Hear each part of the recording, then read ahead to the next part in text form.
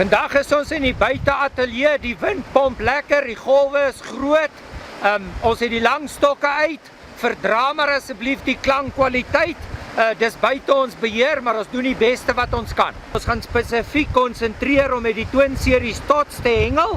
Julle sal sien ek het al 6 die verskillende geure by my en al addisionele aas wat ek gebring het is die betroubare ou wit deegie en ek het ook voorberei in wurmpies, so ons gaan die deegie, wurmpies en die tots in verskillende kombinasies saam met die dips gebruik en volg maar ons op die volgende paar dae op die videoklips om die verskillende demonstrasies te sien en op watter dips en watter tot kombinasies het ons die vis gevang.